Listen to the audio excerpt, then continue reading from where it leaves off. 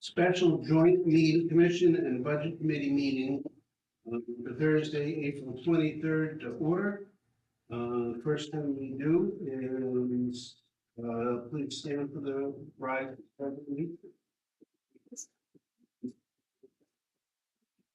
Pledge allegiance to the flag of the United States and to the republic, state nation, and indivisible, with liberty and justice.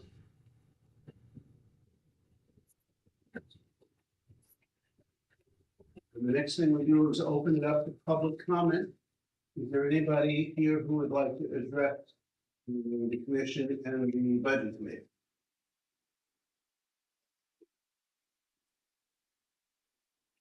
Seeing as there's none, we'll move on to the regular part of the agenda, which includes approval of the minutes.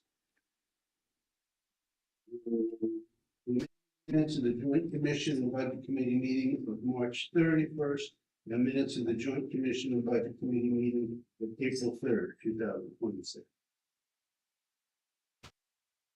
So now we'll hand it down to you. What's that?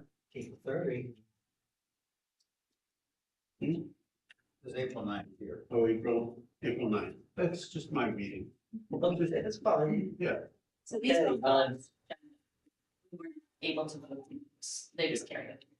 Okay, budget committee, the amended minutes of March 31st. Second. Second. Any discussion on it? Those in favor? Opposed? And I'll take a motion to approve the minutes of what the March 31st meeting. And I'll second it. Okay, thank you, Maureen. Any discussion? No. Seeing as there's none, all those in favor? Aye. Three in favor, none opposed. Okay, minutes of joint commission budget committee meeting of April 9th, 2026. Do I have a motion? Second. Second, any discussion? Seeing none, those in favor? And on the commission end, I'll take a motion to approve the minutes of April 9th, 2026. So moved. Second. Been moved and seconded. Any discussion? No. Seeing there's no discussion, I'll call the vote. All those in favor? Abstain. Abstain. Two in favor and none opposed. No abstention. Then comes the budget review. Yep. Do we want to go back over what we did last week and finally take a vote on that? Now that you have a quorum, or how do we want to handle We had a those? forum last week for the meeting, Right, but we can't take the votes. but we can certainly vote on those particular items. If you watched the meeting. Right. Right, I did not because Oh, okay. my estimation, the meeting should have been stopped as soon as it was discovered there's not a quorum.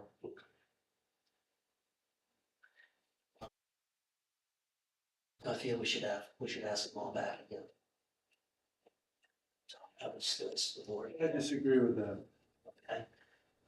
We had preliminary discussions. I understand that the meeting should have been stopped, but no actions were taken.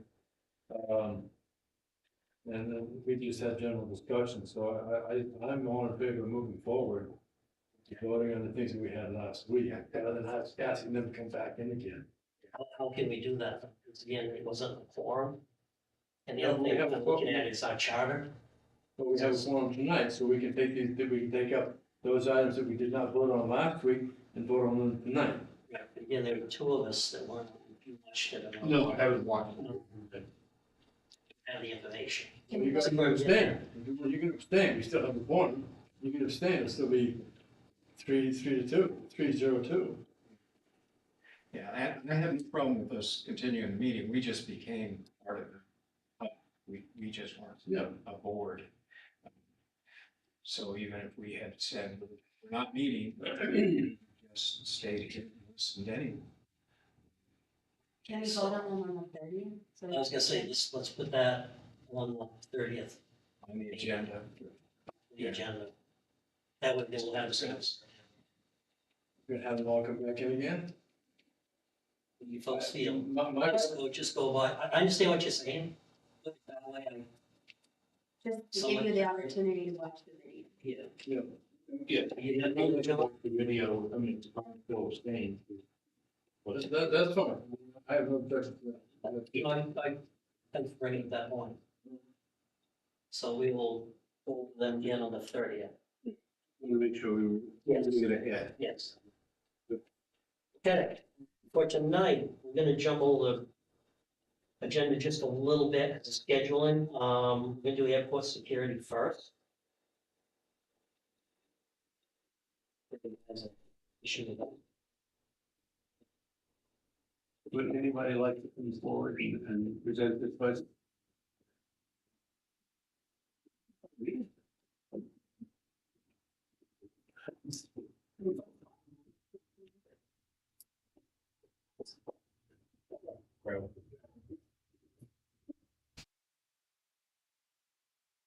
Even Good evening, everyone. Most of you I've been in front of before, but there are some new members, some not present this evening, and you know, we're getting some more viewership, especially changing to YouTube, so I do want to just kind of pontificate a little bit, if I may, on some things so people are kind of educated, so.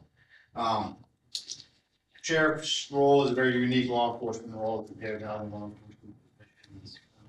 Elected, it has some duties that are not always the same as a police chief may be. So our office sometimes gets misunderstood. So I just want to kind of hit the high level of what we kind of do. You know, sheriff focuses mostly on that political side of things, working with the legislative body, working with the commissioners, working with the towns, to try to ensure that we are doing what we need to do for those folks. I have a chief deputy, Kurt Andrick, who does kind of the COO or operational stuff day to day. And I have two administrators that help take care of that for us as well, which is Arthur Smith beside me here. He takes care of most of the law enforcement administration. And I have Robert Wood over there, when we get into corrections, he does the corrections administration. The sheriff's office hasn't always done it that way. The sheriff and the chief have had a lot of direct operational influence. But part of succession planning and making sure we're set up for the future is teaching the folks below us how to do the job. So since being chief deputy under Tim Carroll, now being the sheriff, who's done that, we've had kind of the lower leadership, middle management doing a lot of these things, helping put together the budgets, helping to track these things.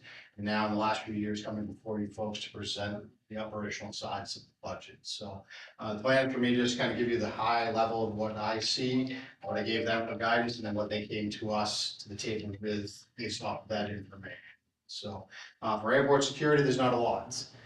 We talked with you folks, I think it was a year ago, that we lost federal funding. That has not returned. Jacob probably knows better than I, but I don't see that returning at this point. If it does, we'll talk with you about that, at least in this budget, 26. To complete us out through the end of the year, it's gonna all be either taxpayer or revenue-based money that's gonna offset this. It's not anything coming from any federal subsidy. As far as operational, it's status quo.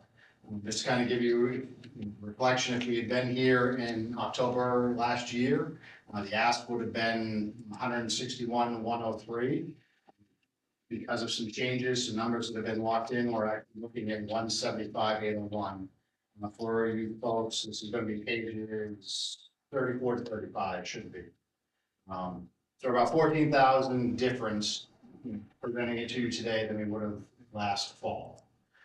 So like some of that is operational that the captain will talk about, but some of it is just some of the changes we've seen in some of the costs.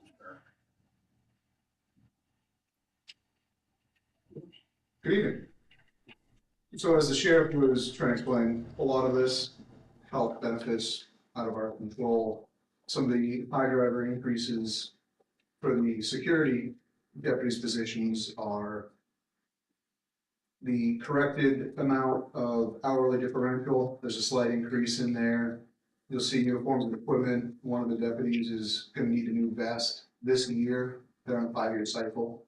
So increase in cost for the vest and the barrier and equipment that will go on top of that, The expiration date on the vet. every 5 years. Yeah, Okay, Now, no, not surprised. and liability reasons, we can understand why the companies would do that. Yep. So retirement is a big increase. We're working through some negotiations with FOP. We have a member that can retire. And they're working on negotiations for retiree hire. So we're trying to implement that in there as a safety net if that does follow through. FOP is Fraternal Order Police, which is the collective bargaining unit. We increased the training seminar slightly. Every year, each of these deputies is required to do 20 hours of continuing education. So part of that is, I've also tasked them to find some relevant airport security training that they can do to help them form their job and help TSA form theirs. And with that as a travel, the only fuel is 4,000, keeping it the same. Only concern is if gas prices stay where they are or not. I think that's a close enough variable that we can control at the airport to keep that within budget par.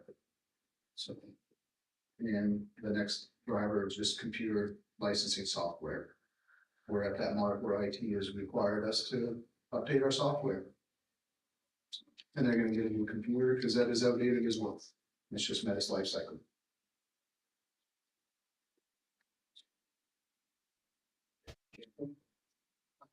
Now, really operationally, there's not much for me to add. Just a reminder is that having a law enforcement officer present is a TSA screening requirement.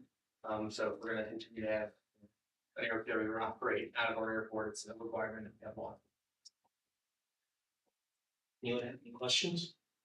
Yes. There's no way to raise the fees to the air. They assume they're maxed out, but you can charge them. I would say yes, we're charging quite a lot for this already. Okay. It should be, and there's one more federal funding. We once had federal funding before. Just been talking, recent talks doesn't look like that's. If you look at line 46142, second page at the bottom, that's the actual revenue that we charge for security. Yep. But it does impact the fees, the more we raise the price, the more the price of the airlines. And it's somewhat FAA regulated also, everything kind of in line, all the fees. Would say yes in relation to this. I mean, a lot of it can be negotiated with the airlines, but those negotiations have taken place already in the past, and it's. I don't think it's getting long entire. Okay. Yeah, I'll just add to that, that Department of Transportation is who contracts with Cape Air to provide our service here. And they subsidize them. So part of their agreement to subsidize is that they can't go above a certain max per ticket costs. So we charge them more and jeopardizes them even being able to continue. The good news is we do, in the off hours, use them for other small things as long as they're within a reasonable response distance.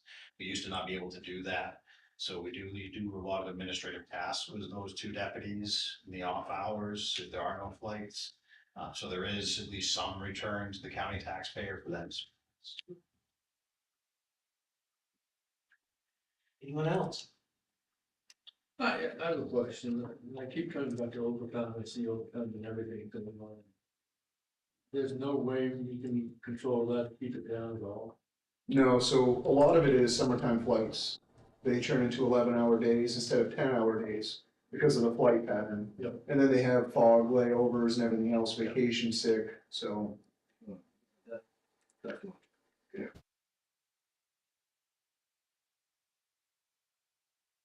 Else? Seeing none, I'll look for a motion of $175,801. So moved. and reports TSA. Should I have a second? Yeah. It moved and seconded, any further discussion? Seeing none, those in favor? Passes. Now, with the commission, I would accept the motion. I make a motion that we approve them $175,801 for airport security. And it's been seconded, any discussion? This is your opportunity to ask these gentlemen. My question is, again, gets back to 2 or 3 layers of federal stuff. One of the reasons we couldn't use the deputies before was because the federal, as deputies on the road, was because the federal government was paying for them. And now we can because we're fully subsidizing it. Sort of. It always was the clause that we could use them as long as they were within close proximity. The question was more about the proximity. It's hard to get previous leadership within the federal agencies to give us what that meant. Especially with losing the funding, we kind of put them in the corner of, we gotta give us a choice one way or the other. What is considered close proximity? What is a reasonable response? We've got a much more reasonable things. Basically, you know, this building in particular, this paperwork to be signed, they can come here, sign the paperwork. They can patrol the perimeter of the airport. They can even go out a couple of the side roads around the airport. Just as long as they're there, be able to respond, give them 5-10 minutes to the airport, take care of any emergency behavior. And the other one is about TSA. This is based entirely on hearsay and rumor, but there's a movement for the federal government not to pay for TSA agents and to privatize it. If that happens, does that become part of this budget? I mean, this becomes part of the airport security budget, or is this a different section that it was going? That's kind of tough to answer. I would assume yes. So the TSA gets a share of the tickets that go off. There's a certain percent of that is for airport security. And that's, you know, where Homeland Security gets its funds to pay for TSA. But if we were to subsidize, there really isn't a definitive path forward, because it's all, you know, like you said, hearsay and rumors at the time now. If we were forced to privatize, I'm not sure if that funding would have to rely 100% on local funds, or if, you know, they would be able to get some of the funding in the same way that TSA gets funding through buying tickets. So some of that would be, potentially would be funded by the airport, carrier themselves. Potentially for flight tickets, but yeah, I mean, that's just a reasonable. Okay, just curious where we're gonna go in the next year or so. Any other discussion? Anything, Morgan? Just have one question. I'm gonna forget the officer's name, but I think it's Kevin. Is that right? Is that who's retiring? We should be talking direct personnel in this meeting. And employee. Yes, and employee. So sorry. So anyway, the only reason I asked is because the person I met was lovely, and I just wanted to comment on that. And I was able to do an airport tour one day, and was able to do a patrol ride. And I'm really embarrassed that I brought that up. So my apologies, but just wanted to offer some kudos. So sorry. No, it's okay. Just, we shouldn't discuss the specific name. Yes, there is an employee who wants to retire, but they don't want to leave. They want to do what we call retire rehire. So the retirement system that we participate in allows people to retire and they get hired back into the roles that they're in. Okay, that's great to hear, because it would be a loss of some significant experience. So that's great. Thank you. And again, my apologies. I'm so sorry I said that. No problem. Anything else? No. If not, I'll call the vote. All those in favor? Aye. 3 in favor, none opposed. Thank you. Thank you, gentlemen.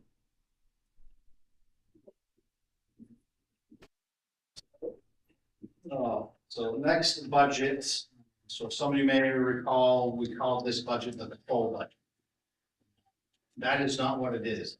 It's essentially the sheriff, all other budget.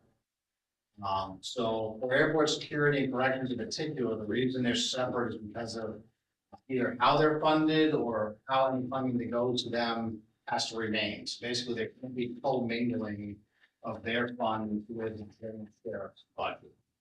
So we corrected that for this year to just say that there's the sheriff's budget and then there are these two sub budgets because of that co-mingling of funding. So this budget we're looking at is the everything else we do, which is law enforcement, civil process, administrative function, those types of things for the county. So here, there's no big changes either. We did discuss, I think 2 weeks ago with the district attorney that we are making a slight change with one member of personnel. So the district attorneys in all the counties or all the prosecutorial districts are allowed to have an investigator or investigators. Most of them have them, but every one of them does it slightly different. And having some discussions with Maine Criminal Justice Academy, just internal discussions. The administrative burden is we basically have to act like we have two police departments.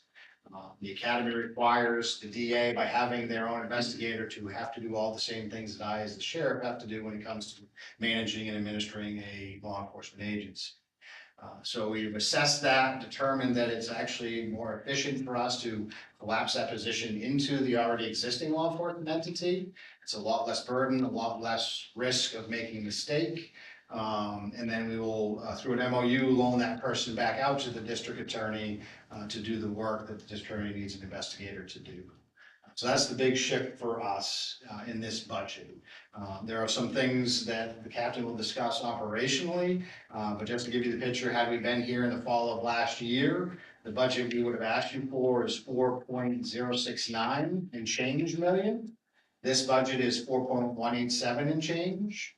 So a difference of about 118,000 compared to what we asked for last fall. If you looked at what bringing that investigator over is, it's a little over 120,000. So it's actually a little less in comparison to what we would have asked for in the fall, what we're asking for now. So first thing off the bat is the overtime increase. You can see it.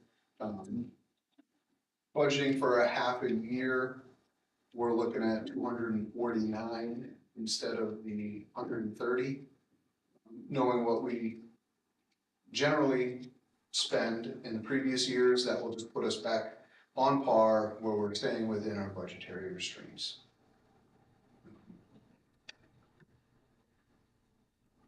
The per diem line, as you can see, we increased it. We had a couple per diems. We have 3 now new per diems, and those can be utilized to fill patrol shifts before they be mandated. So before we're mandating people in, we can use per diem deputies and allow them to fill it instead of the mandates. See, the hourly differential again is increased just to match along with the hours that are required for our shift differentials. Then personnel situations we still can't control. But next thing is consultant. We are trying to use an outside investigator for our IA investigations.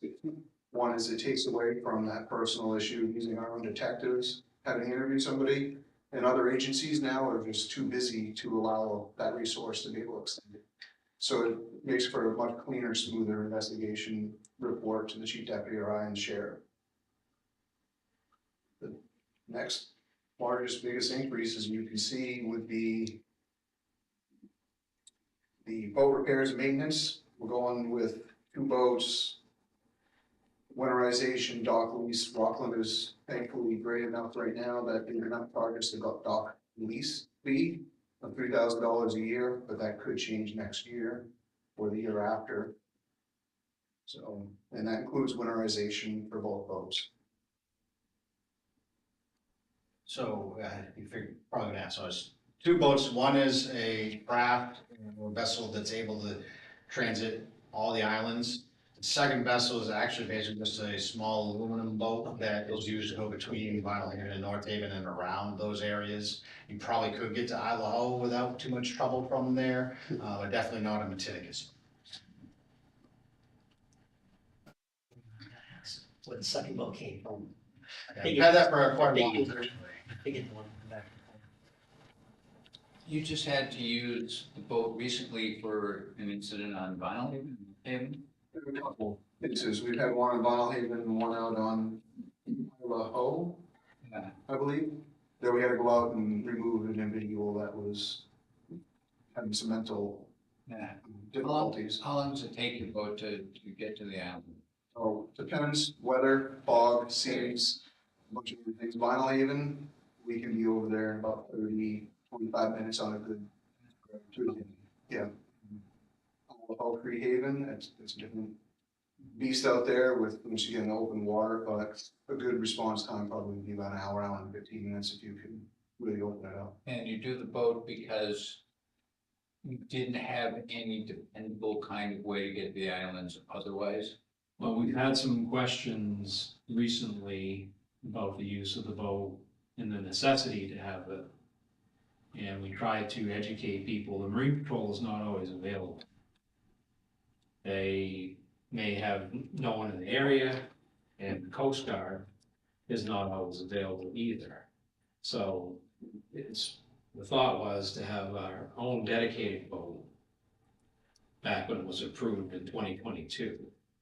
By the committee and the commission at the time. The big thing to your point or your question is, Marine Patrol has their own mission. Their mission is the enforcement of shellfish violations and water safety. So the Coast Guard has its own mission, which is the borders of our nation and obviously rescuing those that are stranded way offshore. Yes, both agencies will help in bona fide emergencies, but that's if they're not already doing their own bona fide emergency things. We've had occasions where we've used both of those resources and they were able to get us to where we needed to go, but not able to get us back.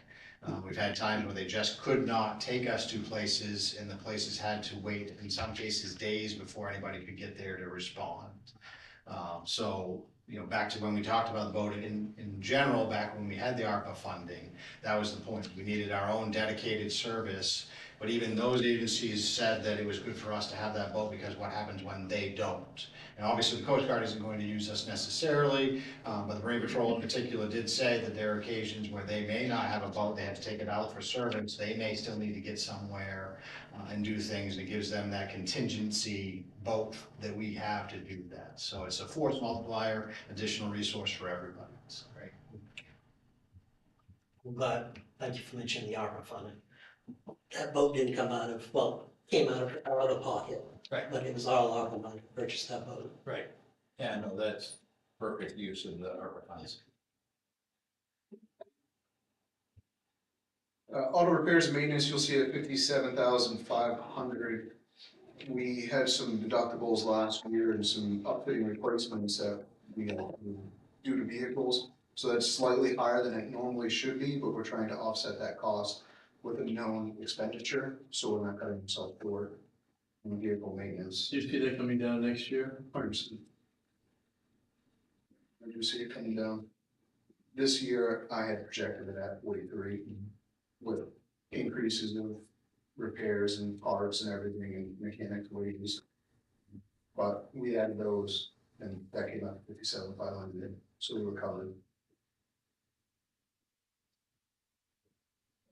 Auto supplies and equipment, you can see an increase there as well. Mostly is aligning budgetary lines where they need to come. When we order tires for the cruisers, they're actually direct to us as a bill. It's not billed through the installer. So that comes out of this line. If I go to Napa or we order parts and do some work ourselves, that comes out of that line. So, on an average, patrol will go through a set of tires a year. Some 2, and administration CID is a different burden. So just covers those expenses in there. And computer supplies and equipment. There's a huge increase in there, but that's licensing software for all computer systems at the office and our remote deputies on patrol. Again, is that a one-time charge or that can be annual? It's a one-time charge. If Zach was here, I'd refer to him on if it's a 3-year or a 5-year, that'll run out. Kathy. For a year, it's right. I don't know the answer to Yeah. that. So 3 years, we're probably have to do another licensing. So. And then the last large increase is the vehicles. Normally, we're on a 4-vehicle rotation. However, last year we removed a vehicle from the budget, and that vehicle is due to be replaced as well. So that's why there's 5 vehicles listed in there for replacement. What mileage do you locate these things out?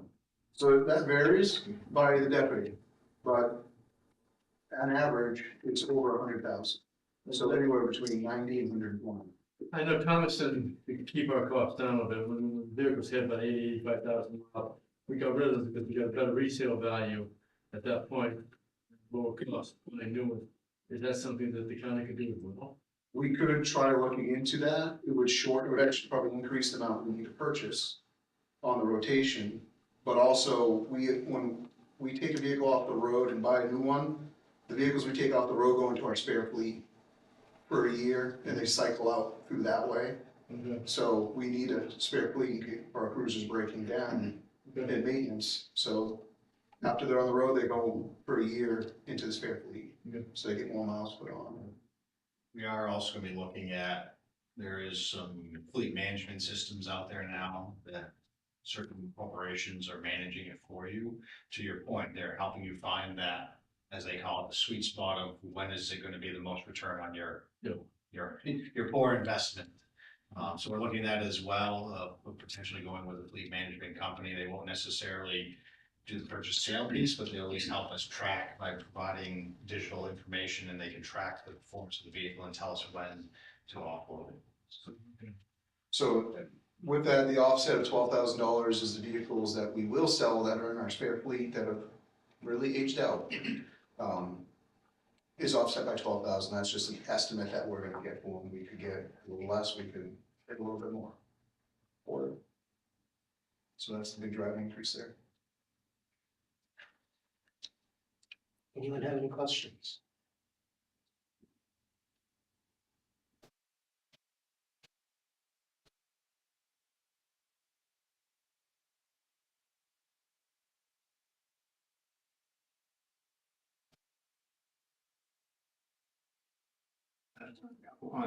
On the revenue side, it looks like a big difference. The big decrease is the DEA.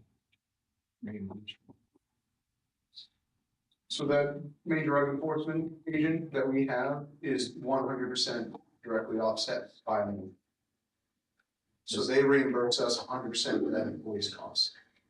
So that's why that's there. Kathy, explain that a little bit better than I. In previous years, well, one, we have not had an MDA agent for a while. But we were budgeting the expenses, personnel and other expenses, and then also budgeting revenue to offset those expenses. We've just stripped that out because it was very misleading when it wasn't filled. It was looking like we had too much in personnel services and not enough in revenue. So similar to the 100% Vinyl Haven reimbursement, you don't see it reflected in the budget.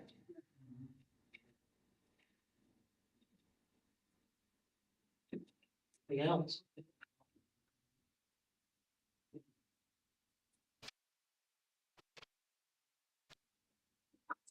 Entertain a motion.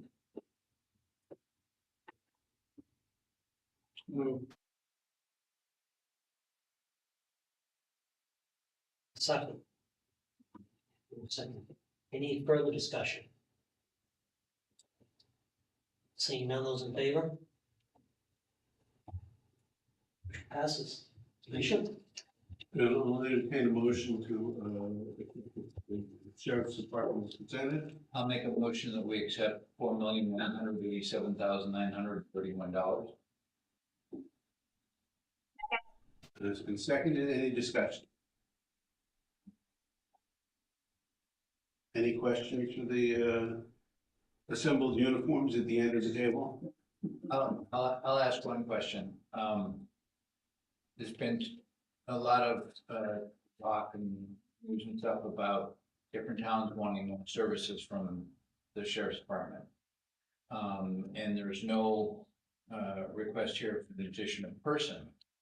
So it means you're stretching thinner. I don't know how to. It's a, I don't know if thinner is the right way to put it. Right. They're status quo. So, yes, the communities, so the chief and I for the last probably year and a half, maybe 2 years, have been going directly to the towns, town meetings to have this discussion. We get a lot of complaints either to us or to dispatch about not seeing as much service as communities would like. So go to the source of the problem to get the answers. And the biggest thing that most towns are asking for is an increase in presence for both traffic enforcement and drug enforcement. A lot of communities are having both problems. And as we explain, the challenge is especially with some of the newer laws that have come along, our time gets eaten up dealing with those, especially when it comes to mental health, substance use, and a few other types of complaints that we deal with. Example is, yellow flag was the thing you all aware of, red flag passed by referendum recently. Those calls in particular, one call about a person who meets either of those criteria can take, on average 4 to 6 hours for 2 deputies to deal with. So 4 to 12 hours of staff time just to deal with that one complaint. Not to include the additional staff time to process any weapons that may be part of that, finish reports, court time, all of that stuff. So really that's the problem we're facing is that similar to what you may have dealt with in California is that we're spending a lot of time crossing T's and dotting I's, not so much time on the street patrolling, because we're just so busy chasing complaints, we don't necessarily have time to be proactive and address some of these quality of life things that the communities want with the current staff. So the point I want to get to is at some point, a lot of people, even though you've kept the budget really tight, would like to see more deputies, would like to see an increase in personnel. I would, and I know you didn't ask for it this year. But, just coming from my experience and knowing that we would be better served by adding some bodies, but maybe we can discuss that next year. Yeah, we'll reassemble in the fall, hopefully, and have that discussion. But yes, we re-engaged with several communities, again, just doing updates, and several are still contemplating the contract idea. But as you all are aware, in our contract with the 2 islands, it gets a little expensive when you try to do it on your own as an individual town. So some are trying to explore the option of working with neighboring towns to maybe bring on a single person or maybe a couple people to service a few towns together. That's been talked about by towns in the past, but sometimes it's just difficult to get several elected bodies to agree on anything. So sometimes it comes back to us as the county to make that decision for them. I have tried to explain that there's an economy of scale savings, that when the county does do it, though you may not get that dedicated service, you are still getting more service at a much cheaper cost. So it really comes down to us working through it, and I think maybe this fall is the time to talk through that. Because I know in 2 of the towns that I represent in District 3, Camden and Rockport have both asked for help that they didn't ask for in previous years, so. No, I have mentioned in the past, and Commissioner Glazier's heard it several times from me. I think it's worth repeating again. The Department of Justice recommends anywhere from 1.5 to 3 officers per 1,000 residents. So the total population of the county is 40,000. We're directly responsible for 25,000 residents. And the remaining 15,000 residents are serviced by the 4 municipal departments. So if you do the math, we're around 25 full-time officers. And it's 40,000 residents. And recommendation is 1.5 to 3 officers per 1,000 residents. We're basically woefully understaffed. And we're not going to talk about numbers tonight or how many positions. I think probably everyone can sort of agree that staffing is inadequate. And when I mean that, when we're fully staffed, we're also continue to be understaffed. So if that makes sense, we're fully staffed, but we're still understaffed. And it's gonna be a longer discussion, more than just tonight, a discussion with the budget committee, discussion with citizens. We have encouraged citizens to, if they feel like their coverage is inadequate, to reach out to the budget committee, reach out to the commissioners, because we don't control the budgets. We can only present the budget, and it's up to the budget committee and the commission to decide if these numbers are adequate. We can't decide that. And we always encourage people to reach out to their elected budget members and commissioners. Knowing the request from my area of responsibility, which you've never seen before, I had, discussed about maybe bringing in some new officers this year, and I know you wanted to keep the budget tight, and as lean as could be, so maybe next year we can talk about it. And I'll just leave you with this stat. The defund the police organization recommends that we have 37 deputies, and we have 25. Thank you, Commissioner, for bringing that up. That's definitely something that's on all of our minds, and the patrol that's still here, on all of their patrol minds as well, so they can be more engaging in the public and have more time to do some better services and needs to the communities. So, thank you. Hopefully, looking forward to some great conversations on that this coming fall. I think it's important. Megan, do you have any questions? I actually do have one question that I think kind of relates to Mark's in a way, but No need. and I may have just not been able to hear everything, so my apologies if I missed it, but it's in relation to the overtime number. And I thought I heard Captain Smith say that the 249 represents only a half a year of overtime. Did I hear that correctly? No, Commissioner. So we spoke with finance and as a team with the county administrator, and we knew we weren't going to be doing a full year's entire budget. We made some decisions early on where I've been helping cover overtime shifts for the day shift in filling positions. So we've been able to have some cost savings with it. And that's where we projected this number to be for a full year, but with the savings of what we normally would ask, since we, not knowing how this year was gonna go. It could have been a 1.5 to 2 year crisis of this, so we were looking at what adjustments can we make that's fiscally responsible for the community and our agency. And with some of that, that's why it's at 249, but it's for a full year.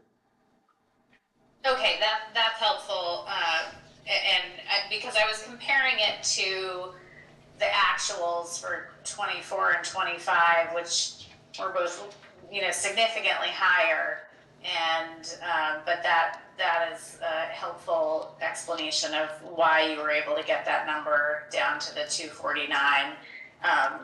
But this was brought up at a previous meeting that the overtime is obviously covering for the lack of additional patrol officers that we do need. And so it's sort of a, we're just pulling from other parts of the budget to cover our needs, and just want to make that connection for folks. So no additional question on that. I just wanted to better understand that number. Thank you. Thank you. And I'll make an observation, based on what Mark was saying. I don't think anybody here wants to just throw money at a problem. So what we're looking for the next budget is gonna be, some kind of a plan that we can support.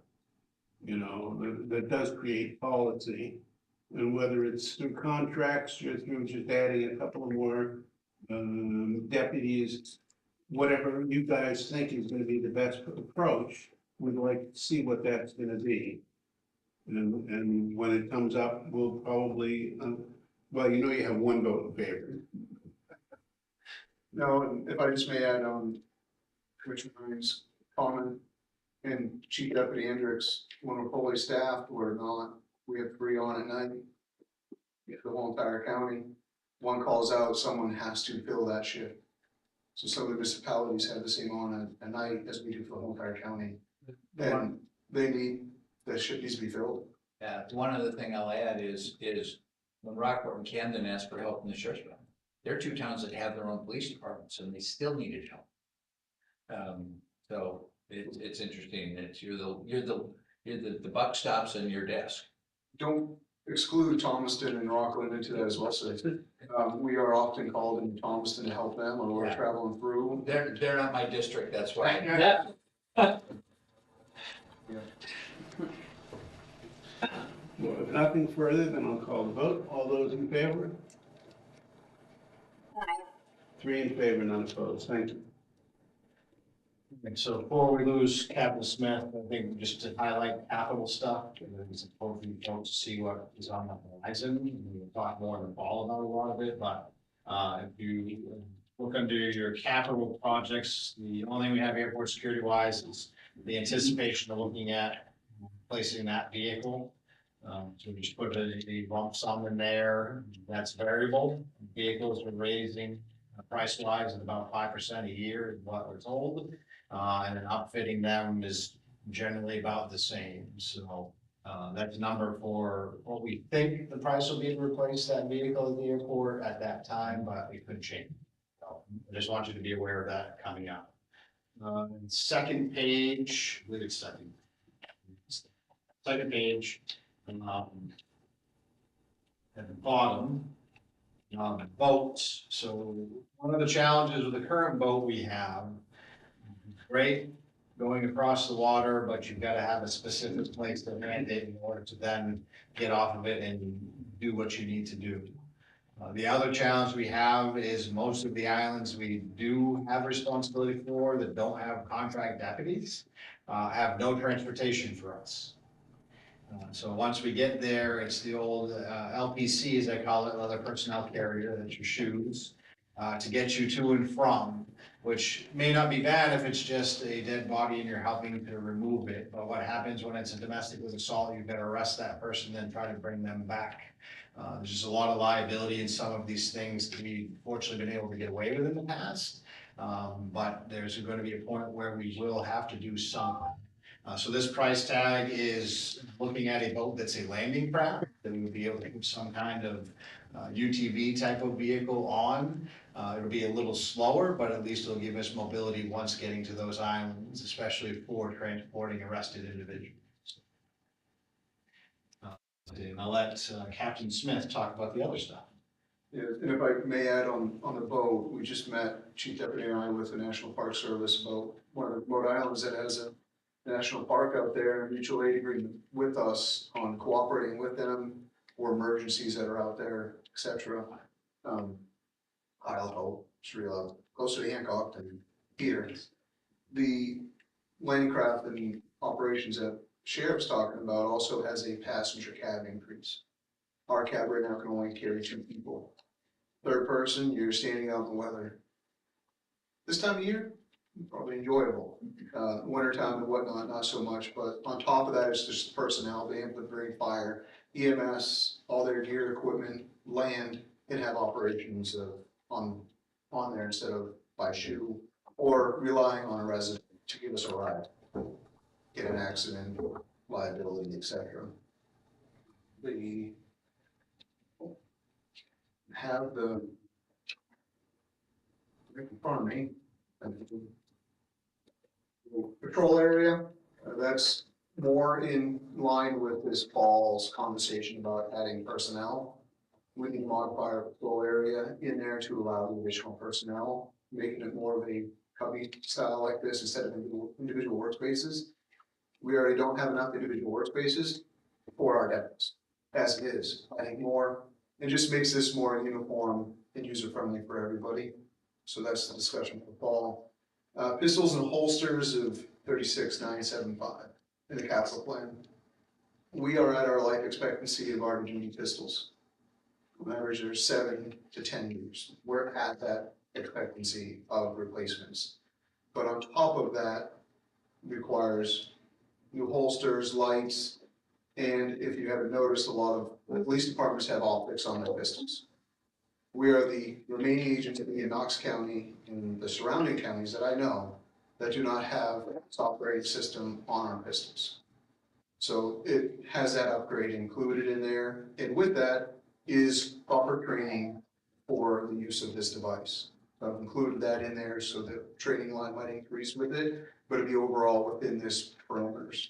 So I'm working on quotes right now with several vendors in our firearm team, on coming up with a good platform on what that is. So, but with those optics, it's an officer safety, it's a citizen thing. Stress, tunnel vision, optics allow you to shoot with both eyes open. I can't do that with iron sights, some can, I cannot, I have to close my eye. So, but it allows for a better sight picture and awareness for that deputy. It's better accuracy, reduces liability.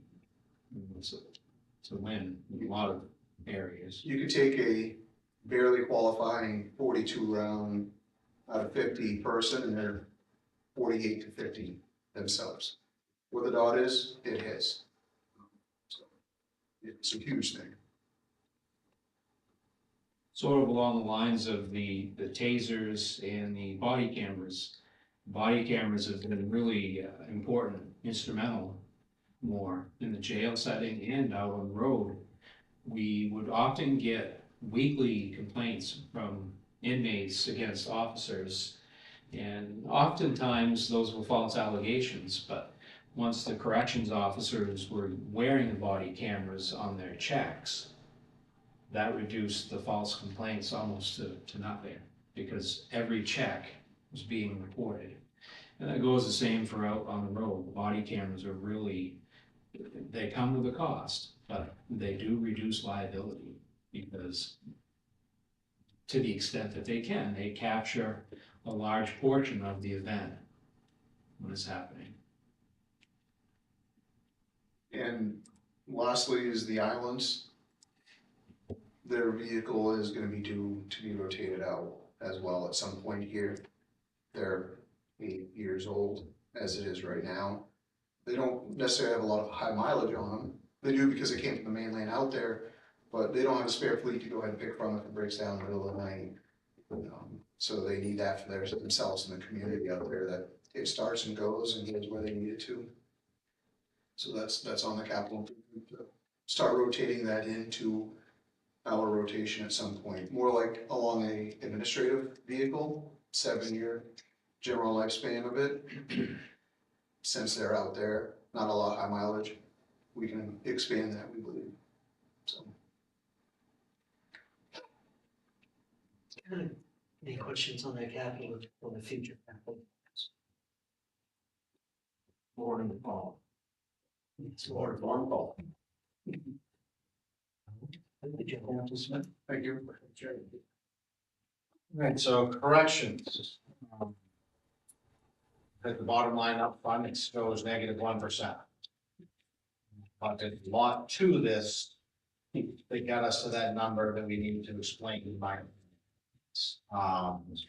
There's a lot of questions by the community, to my understanding, and one of the things that have been asked a lot by the towns when I visit lately is what's going on with correction. So Kevin Wood is here to help explain some of it as well, but he doesn't have much of a voice at the moment. He also had a budget meeting with his town of Warren, he runs EMS there. And he's the assistant director, so he kind of almost lost his voice last night, so we're kind of conserving it as best we can, so I'll get into most of it. And he'll fill in where he needs to, so. So corrections, as you've probably seen in the statewide media, is a problem for all counties right now. All counties are going through a correctional crisis, as some of us are calling it in the sheriff's circle, that funding is being outpaced by costs. Costs are rising just significantly fast. We saw, at least in this county, 1 year where our medical went up 40%.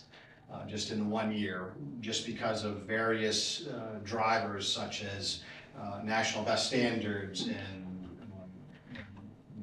hate to use the term too much, but unfunded mandates, as we were calling it, that there's a lot of stuff was being pushed down from the federal and state level for this is how you'll take care of your incarcerated populations, here's how you will do it. And unfortunately, in Maine, the only revenue source we typically have is property taxpayers. It has been a problem for a while.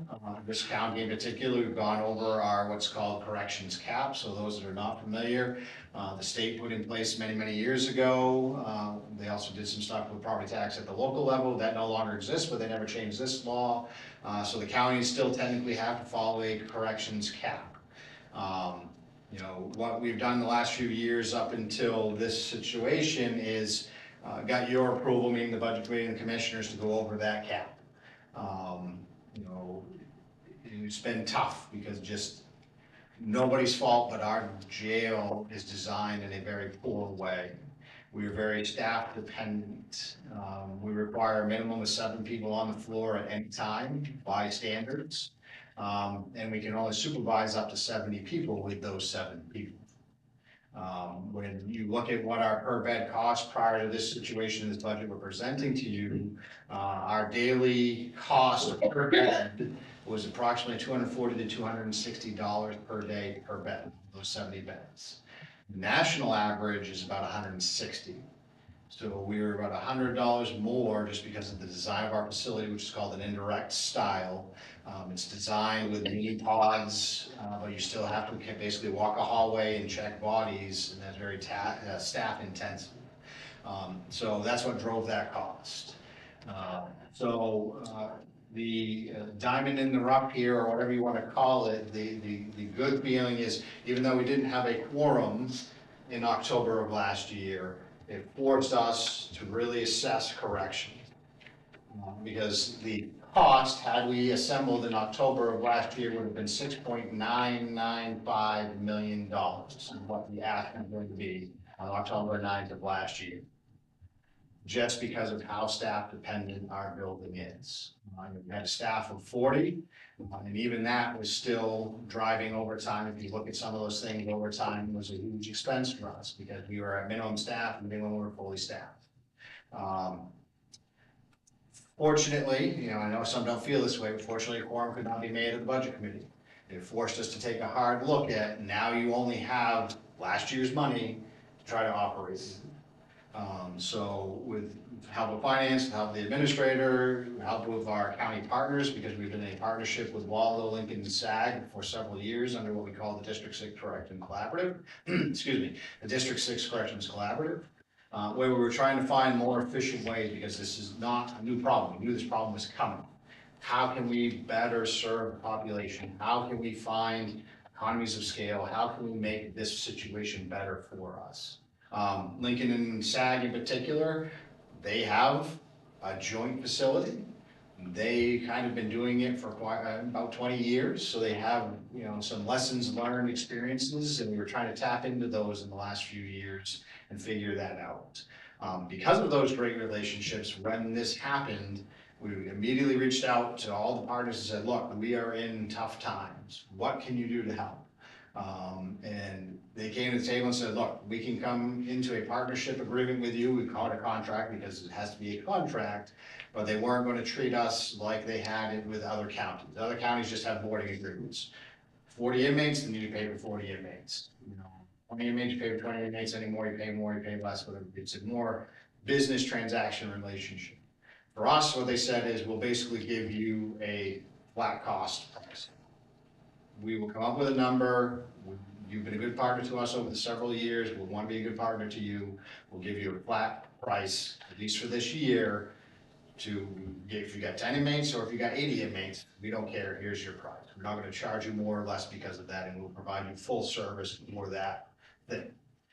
So we negotiated that. The commissioners negotiated with Two Bridges and their authority, because they're an authority, even though they have commissions, the commissioners sit on that authority. So they negotiated a contract. I think it was 3.5. If you look at the budget, it's roughly what we're paying them. There's some change there, I think.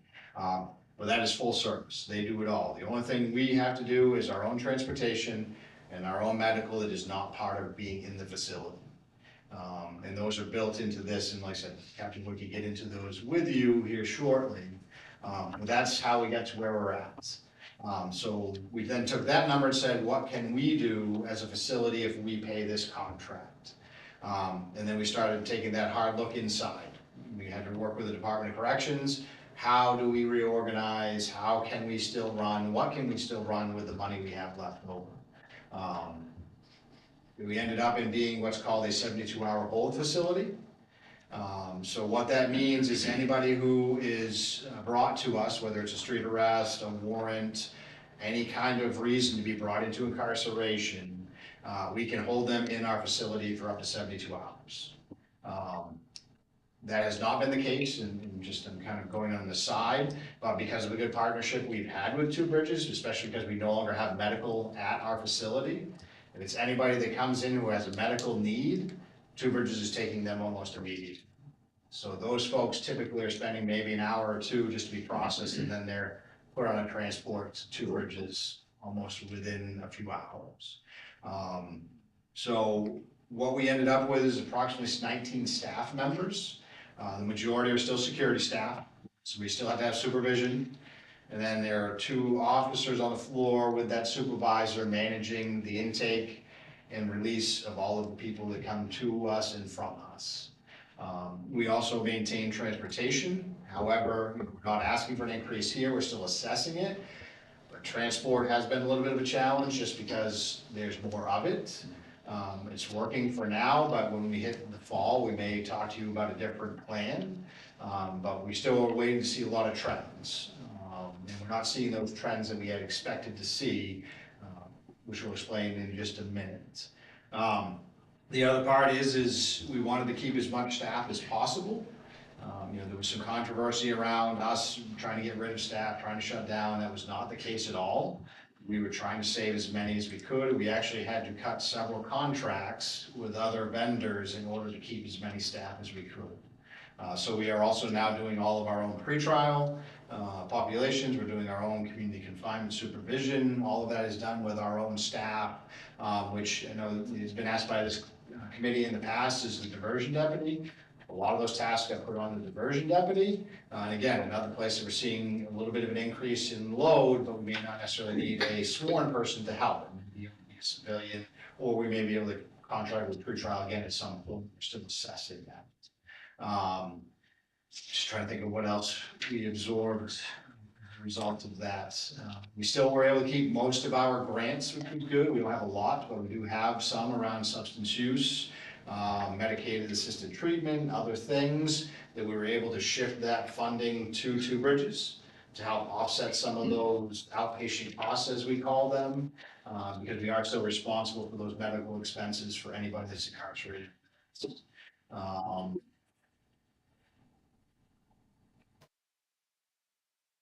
Sure what else I can think of at the moment. But as you see, this budget is 5.8 million, it's about 1.1 less than we would have asked for in October. That is mostly personnel and personnel service. So it was unfortunate to have to lose that many staff positions, but that is our biggest driver of cost in this county, is staff.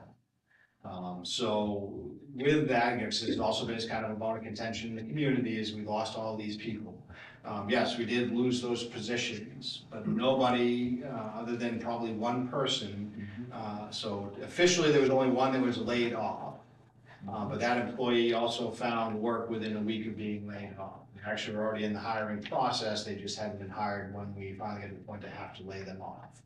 The other 21 either found employment previous to this or took another option other than layoff.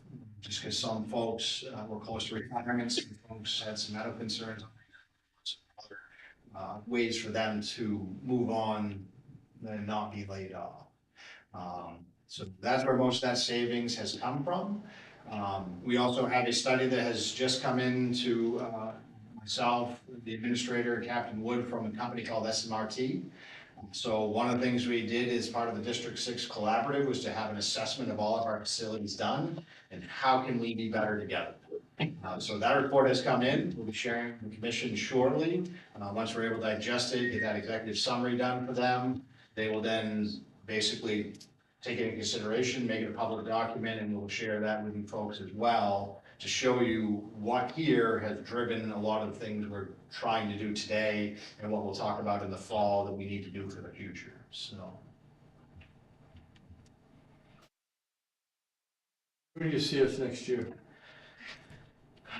Similar path, but a stable funding. I see this funding being not necessarily flat, but I can see it being very stable for the next Well, year. we'll continue this agreement with Two Bridges for the time. Yes, there's actually, so we have a steering committee with them right now. It's a collaboration of the 3 counties to look at seeking potential legislation to make us a 3rd county partner with them. Minnie, to your point, Sheriff's point, it does make sense in a lot of ways to bear the burden with other counties. The days of every single county in Maine trying to run their own jail are leaving. Other parts of the state are going to this model. Western Maine is looking at 3-county collaboration to have 1 jail. Penobscot County is looking at a regional jail.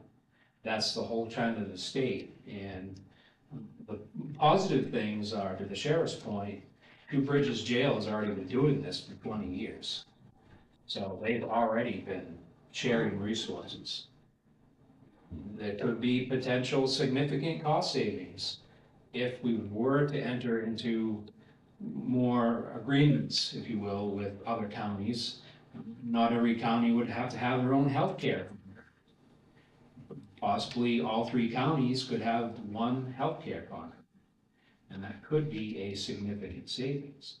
So there are a lot of different potentials for sharing resources. That's a kick that we are on in Thomaston, pushing very hard right now, sharing costs and sharing facilities. So I think that the time has come that we have to look at that. I mean, the sheriff mentioned earlier, almost every county in Maine is having a financial, struggle. And we said this at a lot of the towns we've gone to. Knox County has been fortunate though, because Knox County's finances are still being audited every year. And you have some counties that are in major crisis. Penobscot County, their jail, they're asking for $9 million from the state legislature just to stay above water. Washington County is $10 million.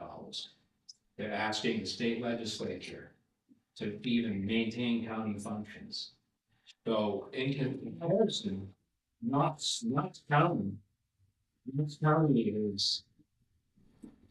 is doing fairly well in comparison. Yes, there are some struggles and there are some things that we can always improve. But I guess what I'm trying to say is that we feel that the trend the whole state is going in is sharing resources. I think the county and the towns are gonna have to get together and start working together on this thing. We're at that point now, because if we continue going down this road, as I pointed out the first time we met, we are at the point now in Thomaston that every 6 years our taxes are gonna double. So the homeowner is gonna be paying $3,500 this year, they're gonna be paying $7,000 in 6 years, and then $14,000 on top of that. So something has to happen sooner than later. We can't delay this anymore. And Jeff said it the latter 2 meetings ago, I believe, and I tend to agree, and you're not wrong, but that has to, I think, come from the towns, it can't necessarily be, the towns wanna have to. Exactly. And I think the towns are getting to that point. And the counties are as well, to your point. It's, Lincoln and Sag in particular are doing it for a while. And the other sheriffs have taken note of that, and to the chief's point, seeing that Oxford, Androscoggin, and Franklin County are willing to have the same conversation because they're running into the same things. It is just expensive to keep a brick and mortar jail as an independent county in today's environment. There are just so many demands on what need to be done for services that it's just bleeding the proper taxpayer dry in some cases. So So, this is the route, in my opinion, even reading this report, what I have, at least in my executive summary, is that's exactly what they're saying. And there's a couple ways to get there. You can do it in slow pieces, or you just go whole hog, for lack of a better term. But they're saying the same thing in this study. Counties are gonna have to start doing it, because they're seeing it in other states that have been doing it for a while as well. They're starting to go in these regional routes where you may have a small facility like what we were doing now in the county, but then having a bigger facility that services 2 or 3 of those smaller functions, so.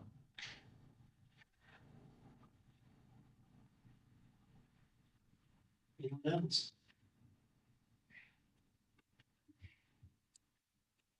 Seeing none, do we have a motion?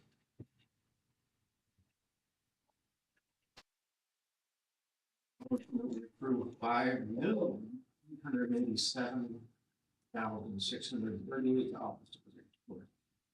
And the second. Any further discussion? Seeing none, those in favor? Motion passes. And I'll make a motion to accept the budget as presented. I will make a motion that we accept the corrections budget of $5,887,638. Second. Good question. We have this big old white elephant out there, a jail, which we can't use as a jail because it costs too much. But we're still maintaining it and still paying heat on it and still paying what it's gonna be. I mean, so we're carrying this cost for something we're only using a part of. Again, it's that throwing money at things without a plan. I would like us to continue, because I know you are, figuring out what we're gonna do with that facility in the future. What it's gonna be, it may be that it is so outdated and so outmoded, flattening it will save us money. But there's also the possibility, my understanding is, there are other contracts out there, whether it's with the state or with other counties or with other organizations that might want to use it. And I just want you to keep working on that, because I think that's gonna be something that also saves us money in the future. Yeah, we've looked at a ton of different options, and ultimately it's gonna be up to the 3 of you as the commission. 'Cause it is your facility, we just operate in it. This got asked at the town of Union recently of what's going to happen with that facility. To me, there's a bunch of different options, and to me, as long as it's cost neutral at the minimum. The other thing I look at, being a good citizen of this county is, if I lived in Rockland, there's 2 pieces of property right next to each other that nobody's paying taxes on.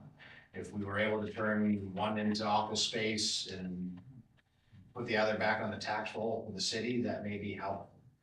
So there are, that was one thing we've talked about, is can we create office space, maybe move the individuals in 301 into 327 and put 301 on the market. I mean, there's just all kinds of options out there for us. We've been approached by Department of Corrections again to potentially revisit some things with them, because they're having some concerns with, intense mental health situations across the state. The mental health crisis has not been solved, even though we thought it was when we shut down AMHI. But it hasn't been, and the jails are kind of the de facto emergency room for a lot of those folks, unfortunately. So the state is even getting to capacity in what they call an IMHU, which is intensive mental health unit. They're getting to capacity often because Riverview and Dorothea Dix are not able to handle some of these folks, so they end up at DOC here in Warren. So we're just engaging with a bunch of different options of what can be the best for everybody. But also to your point, but not cost us. That's what I've given to anybody that has approached us to looking at that, is what can you do to help us at least make it a cost zero or cost neutral for us.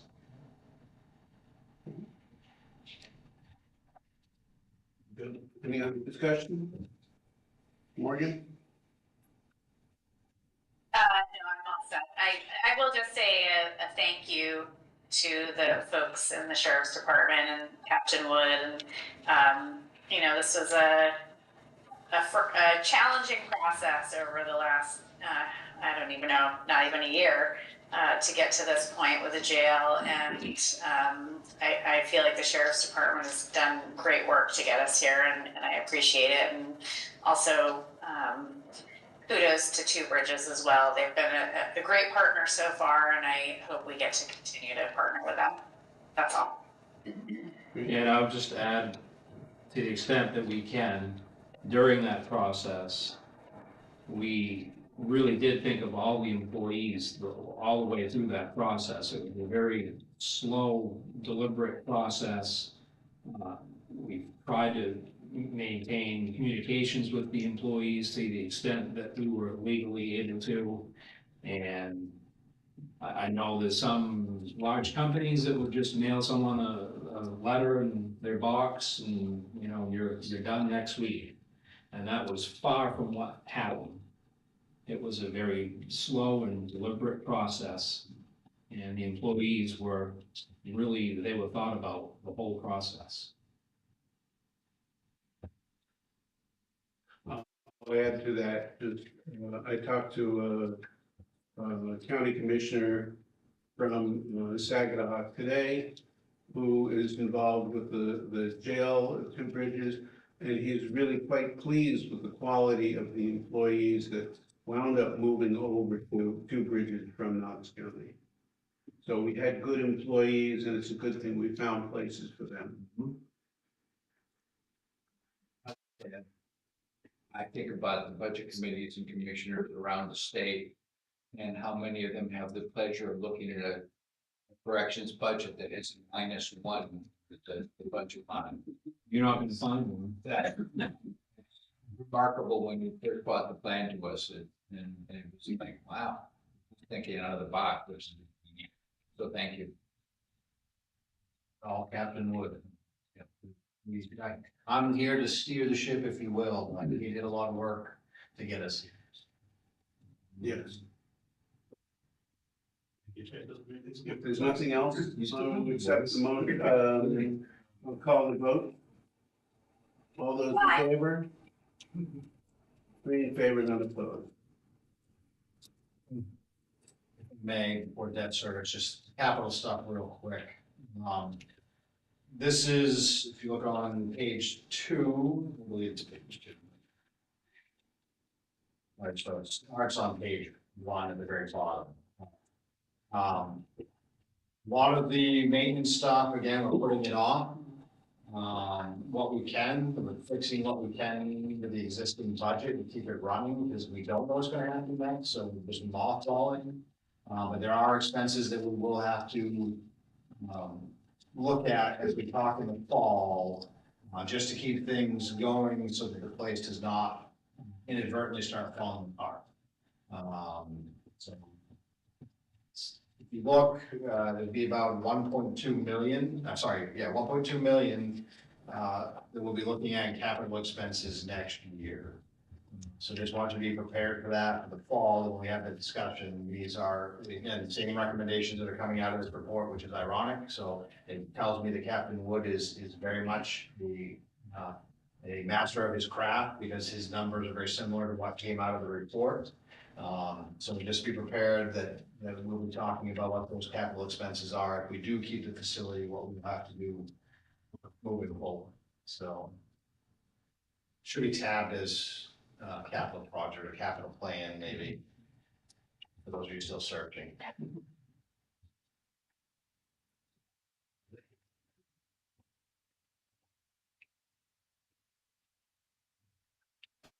Oh, wait, you guys don't have 2 pages, you have 1 page. Sorry, yeah.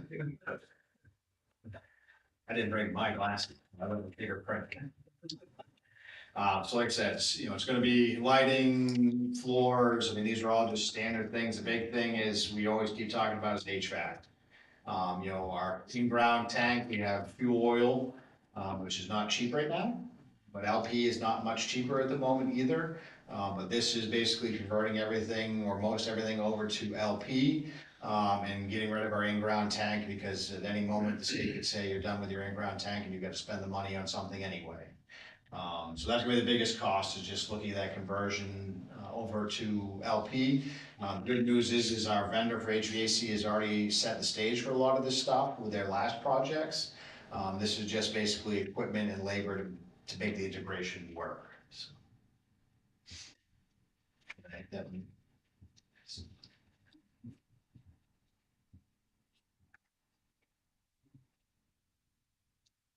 Okay. Much. Thank you. See you in a month. Yeah, we'll see you in a couple months. Yeah. Gotcha. Thank you, everyone. Yeah.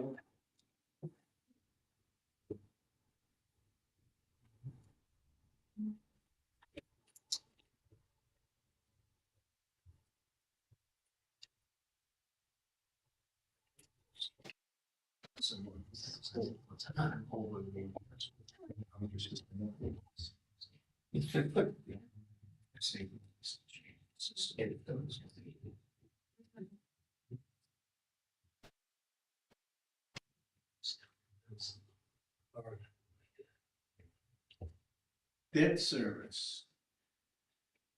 Debt service. Pretty straightforward. Does anybody have any questions before I get into the very high level? What's the town? Oh, it's the miscellaneous. I apologize. Right, that's what we're- Yeah, yeah.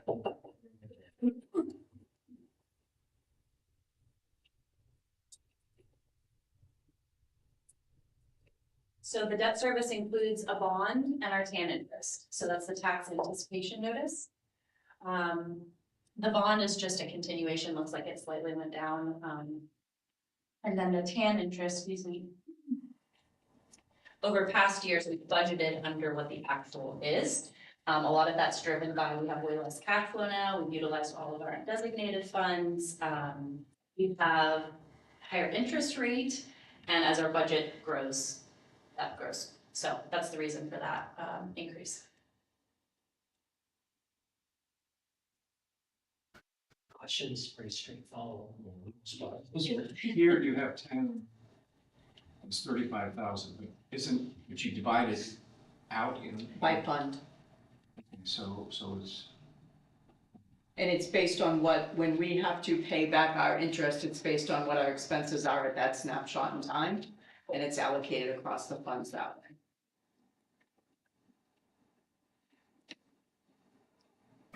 I just made this comment to Roger that I was really impressed with what the sheriff's department did with corrections.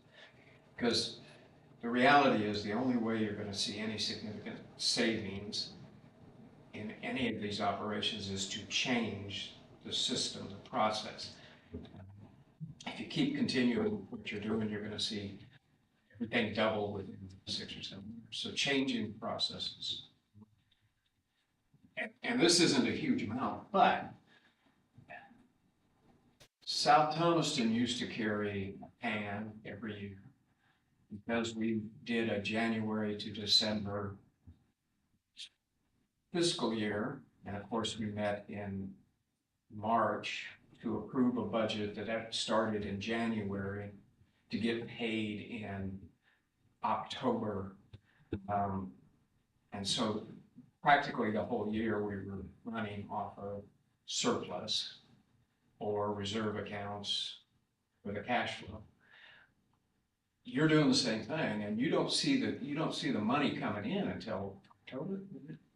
When you Well, the money is supposed to come in September, but majority of towns do not pay us till November because that's when they start accruing interest, but they're not taking into account that it's costing us by the towns not paying us. And at times is really constricting what we can and can't do until that money comes in. So I'm hoping that there are some towns that I've had conversations with just to explain that impact, the decisions they're making on us. But I think what you're leading towards is that why not review going on a fiscal year versus staying on a calendar. And we have talked about that, and it was reviewed quite a few years ago, and the towns were brought in to have that discussion. At that time, the towns were not in favor of us moving in that direction for many reasons, but we need to explore that again, and that has been something that we have talked about to try to move towards. Completely eliminated ours, and we cut our surplus too low last year, so, we got below 10%, which I think 10 to 12 is the sweet spot for surplus, which I think you guys are 11 or lower. Hoping. Yeah, but it eliminated, even in this year, which was really tight for us, it eliminated our requirement to borrow to anticipating taxes coming in. And the other solution is, and I haven't even looked at how to do that, but right now, in a normal year, we approve the budget at the end of December, but then we don't bill the towns till October, and I don't understand why we delay so long. Why I the bill believe the doesn't. fact that you're in statute stating how we That's what can I'm and when afraid we can state we need the payment and when we can apply interest. Hence why due in September, pay in November, interest isn't until November. Some of the other things just that have also impacted us is that some of our revenue streams, we don't have control when we're paid. For instance, the state that used to make payments towards the beginning of the year has now decided to make them quarterly and then is late on quarterly. So there's been a lot of shifts in a lot of things that have definitely impacted our cash. When they're late on their payments, do they get charged in interest? They do not. They do not. And I'll say, I tried to charge them interest one time, and they said, thank you for that interest, but they didn't. And then changing when they're going to pay us, so instead of paying us lump sum in the beginning of the year, changing it to quarterly or changing it towards the end of the year, we have no say, we just find out as we, I will say somewhat stumble upon, why haven't we received something, and then we get notification that's gonna happen. Yeah, we looked at doing an 18-month budget, a 2-year budget, a fiscal year, a calendar year, what are the pros and cons of aligning the towns? And there are a lot of cons, but so we're gonna still explore it. We put together when all of the towns commit their taxes, just so we can be super mindful of all those moving parts, so we're starting the conversation. And we haven't really been in the position to have that conversation over the last year or so. So we needed to be in a little stronger position before we start having that. We've also been very conscious of the things that we can invoice earlier. A lot of the things for the airport that we were invoicing at the end of the year, we have now moved up the X amount of months to help bring in that revenue sooner. So we're trying everything we can.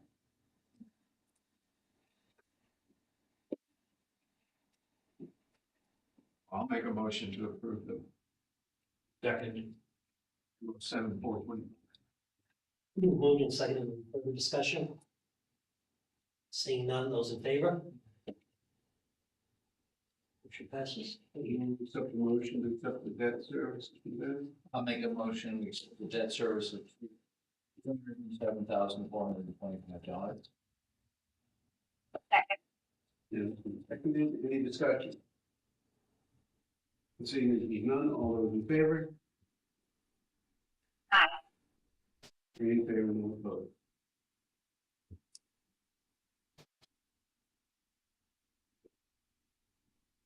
And then next is, excuse me.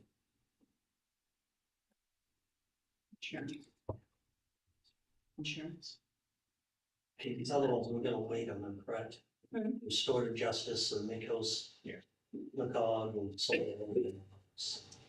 Yeah, so next week will be all of the requester grantees, or however you want to word that, so restorative and all that, and then we'll go into some of the smaller departments, so IT, probate deeds, administration, finance, and EMA.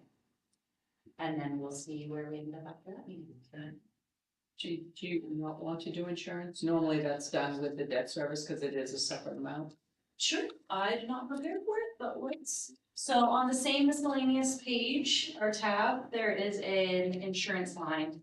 So miscellaneous includes insurance, debt service, and then all of the agencies that we fund, I guess is the best way to put that. Our insurance is dictated by the MMA risk pool. Correct. And corrections as well as the airport has an allocation for insurance that applies to them also. That's the, to 1,685. Yes.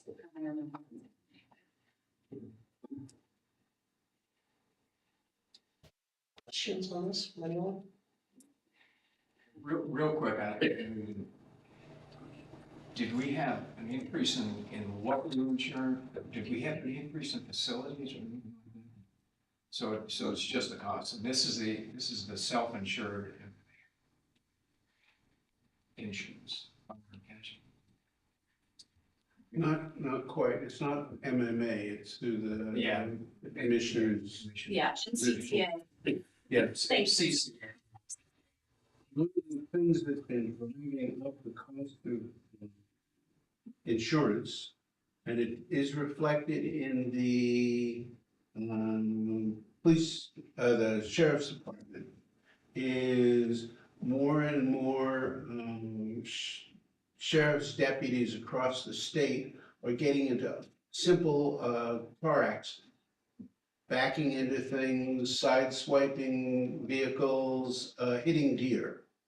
And those costs are going up. So when you see that line on vehicle repairs, one of the lines there was that the deductible has been going up because the risk pool can't afford to keep paying it at that level. So the town or the counties are paying a little bit more for the deductible. But at the same time, that's also helping to drive up the cost of insurance. And so the the county commissioner's risk pool is basically trying to get sheriff's deputies, as well as anybody else who drives a car for the county, to take driving classes.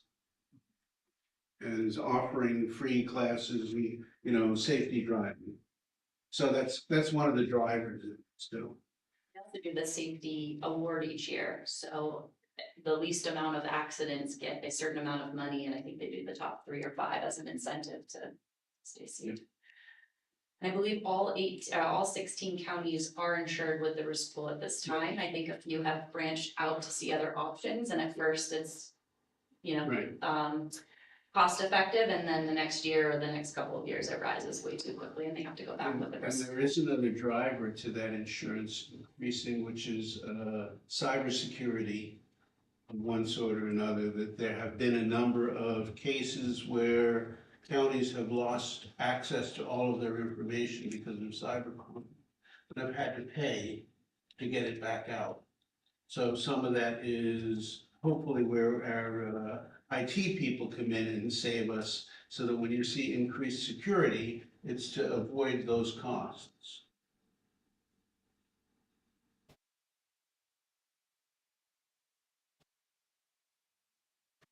$101,685. Got a second? And second, any further discussion, questions? Seeing none, those in favor? Passes? And I will accept the motion to accept the insurance line. I'll make a motion that we accept the insurance line of $101,685 with the note that it's still less of a raise than my personal insurance companies have been putting on me, and I'm sure everybody else. Big fan of insurance. Second, except for the last part, I don't need to second the commentary. It's been moved and seconded. Any further discussion? Seeing as there's none, all those in favor? Aye. 3 in favor, none opposed. Okay, do I have a motion to adjourn, no citizen rules? Do you take a motion to adjourn? Second? Second. In favor? And I will accept the motion to adjourn. Although I've sort of enjoyed the meeting, but Sort of enjoyed it. Thrilled. I'll make a motion that we adjourn. Yes. And I'll second that. Our next meeting is, we don't have another commission meeting till Thursday night. So we have our next joint budget meeting April 30th, yeah, a week from today. And then we have, as of today, scheduled our final public hearing Tuesday, May 12th. It was the same day as the commission meeting, the regular commission. Great, thank you. All those in favor of adjournment? Aye. Three in favor, none opposed. We are adjourned. Thank you all very much. Thank you for the. Thank you all.